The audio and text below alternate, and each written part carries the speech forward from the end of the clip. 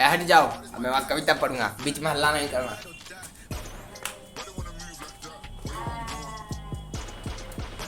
तो कैसे हो भाइयों?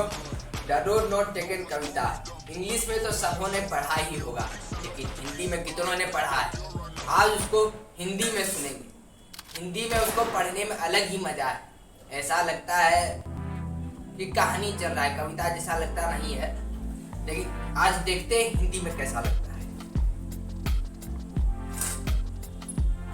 और ये कविता मैं पढ़ रहा हूँ रिच डैड पुअर डैड पुस्तक। इस पुस्तक में उस कविता का जिक्र हुआ है। तो शुरू करते हैं। द रोड नॉट टेकन, वह राह जिसे चुना नहीं गया। पीले जंगल में दो राहें बढ़ती थी, पीले जंगल में दो राहें बढ़ती थी, और अफसोस कि मुझे एक को चुनना था। और मैं अकेला पथिक खड़ा रहा देर तक, यह देखते हुए कि यह राह कहाँ तक जाती है। झुरमुटों में मुड़ने के पहले, झुरमुटों में मुड़ने के पहले फिर मैंने दूसरी राह चुनी, उतनी ही सुंदर और शायद बेहतर भी, क्योंकि यहाँ घास ज्यादा थी और कम लोग गुजरे थे।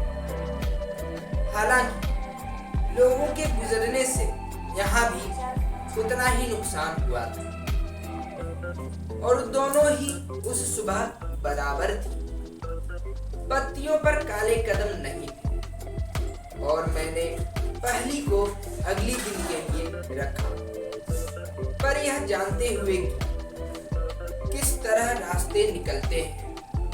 मुझे शक था कि मैं कभी लौटूंगा। मैं आह भरकर यह कहूंगा, आज से सदियों बाद शायद एक जंगल में दो राहें बढ़ती थी, और मैंने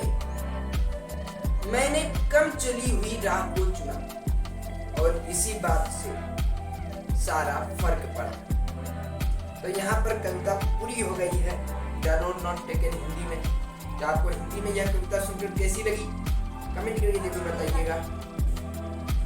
और इसमें जैसा कि पहले ही कहा, ये कविता जैसे तो लगा नहीं, कहानी जैसे लगा नहीं, तो भी ठीक है।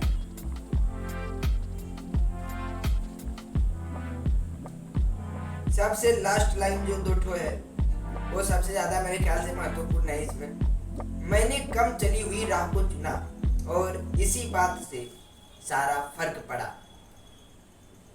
कम चली हुई राह मतलब जिस पर कम लोग गए हैं।